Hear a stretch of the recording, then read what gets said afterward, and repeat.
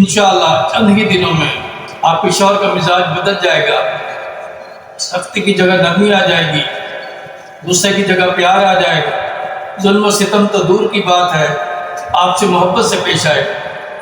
السلام علیکم، میں آپ کا شکر گزار ہوں کہ آپ نے یہ ویڈیو دیکھنے کے لیے وقت نکالا ہے۔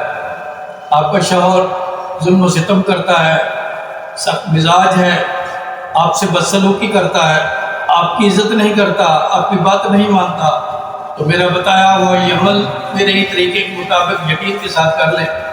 عمل شروع کرنے سے پہلے حسب توفیق صدقہ و خیرات لازمی کریں، اور اگر آپ عمل ختم ہونے کے بعد بھی صدقہ و خیرات کرتے ہیں تو عمل کے اثرات جلد ظاہر ہوں گے۔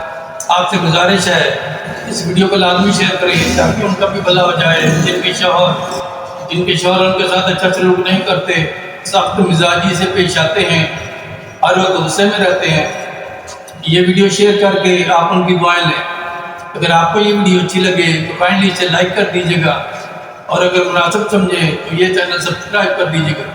روز جمعرات بعد نماز مغرب کسی ایسی جگہ بیٹھ جائیں جہاں آپ کو کوئی ڈسٹرب نہ کرے، مکمل تنہائی ہو، کوئی پریشان نہ کرے۔ اللہ پاک کا اس مبارک یا ارحم الراحمین 600 بار اول آخر 11 بار درود شریف پڑھ کر بارش کے پانی یا فلٹر شدہ پانی پر دم کر لیں، اور خود پر بھی دم کر لیں۔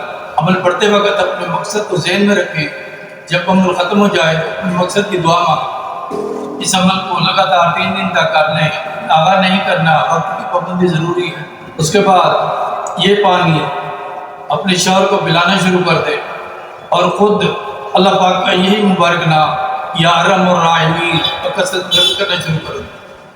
انشاءاللہ چند ہی دنوں میں آپ کے شوہر کا مزاج بدل جائے گا، سختی کی جگہ نرمی آ جائے گی، غصے کی جگہ پیار آ جائے گا، ظلم و ستم تو دور کی بات ہے، آپ سے محبت سے پیش آئے گا۔ جب آپ یہ سب چیزیں محسوس کریں تو 3 مساکین کو پیٹ بھر کر کھانا کھلا دیجیے۔